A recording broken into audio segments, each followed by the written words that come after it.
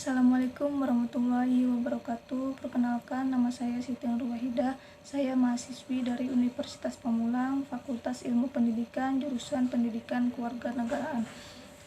Baiklah, di sini saya akan mempresentasikan tentang strategi pembelajaran generatif. Baiklah, di sini saya akan menjelaskan konsep generative learning. Nah, pembelajaran terjadi ketika peserta didik secara aktif terlibat dalam pemrosesan generatif selama pembelajaran. Dalam pembelajaran generatif, pemrosesan kognitif belajar memainkan peran sentral. Belajar bukan hanya proses menambahkan informasi ke memori, tetapi mengintegrasikan dan mengaturnya sehingga mudah dipanggil kembali saat dibutuhkan. Selanjutnya yaitu bentuk umum lain dari pembelajaran.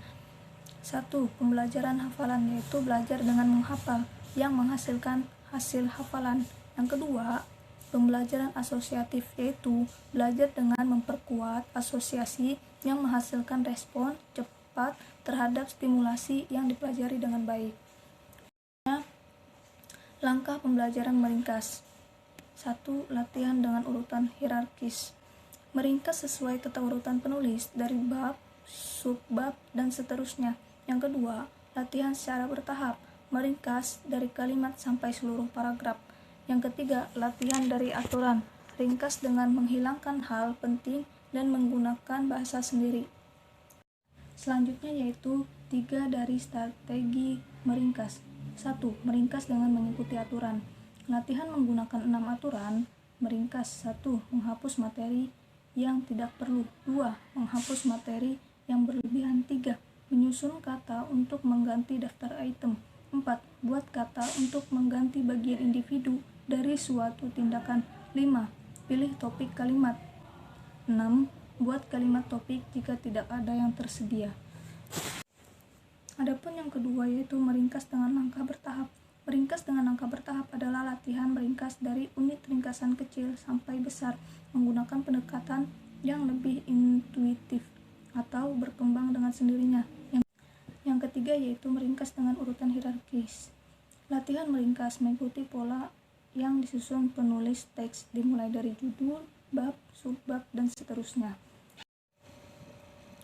Tips untuk menerapkan strategi meringkas. Meringkas tampaknya paling efektif untuk teks yang relatif singkat, seperti bagian dari peristiwa sejarah. Meringkas tidak efektif ketika materi melibatkan informasi yang sangat bersifat spasial, seperti konsep sains yang berkaitan dengan fisika atau kimia. Selanjutnya, konsep belajar memetakan.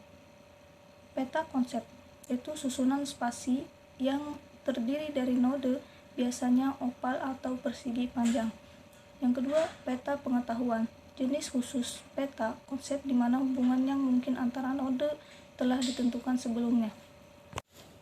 Adapun yang terakhir yaitu grafik organizer, yaitu informasi tidak secara otomatis diterjemahkan menjadi pengetahuan.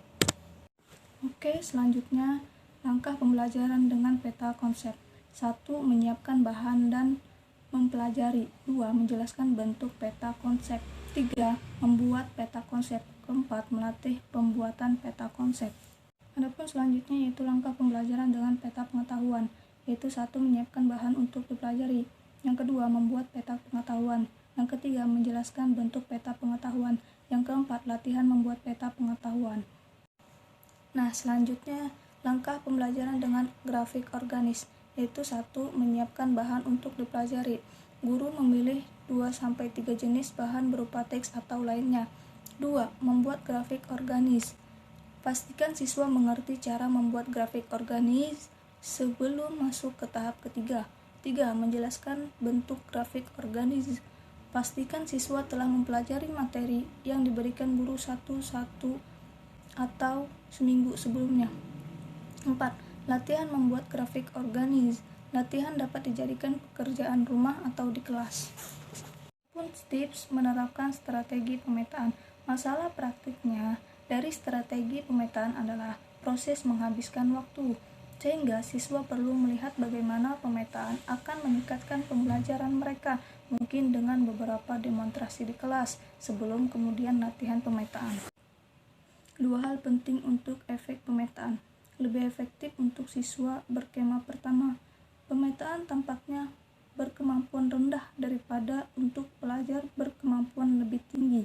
Kedua, pemetaan tampaknya lebih efektif untuk pembaca mudah ketika lebih banyak dukungan diberikan selama pembelajaran.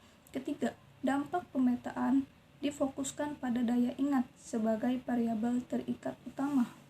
Selanjutnya, belajar membandingkan. Konsep belajar membandingkan. Membandingkan, mengidentifikasi, dan menunjukkan persamaan dan perbedaan di antara atau antara hal-hal.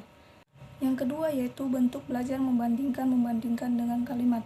Guru dapat mendorong siswa untuk menemukan dan mengungkapkan perbedaan dan persamaan dengan memberikan tugas melengkapi kalimat untuk membandingkan. Yang terakhir yaitu langkah strategi belajar membandingkan. 1. Memberitahu cara membandingkan. Sangat bermanfaat, terutama para siswa di kelas awal. Memberitahu untuk memperkenalkan konsep dan langkah untuk membandingkan. Yang kedua, memberikan model untuk proses membandingkan. Membandingkan termasuk keterampilan kompleks yang membutuhkan contoh. Yang ketiga yaitu memberikan latihan membandingkan. Untuk memastikan siswa telah menguasai cara membuat perbandingan, pada langkah ketiga adalah latihan membuat perbandingan.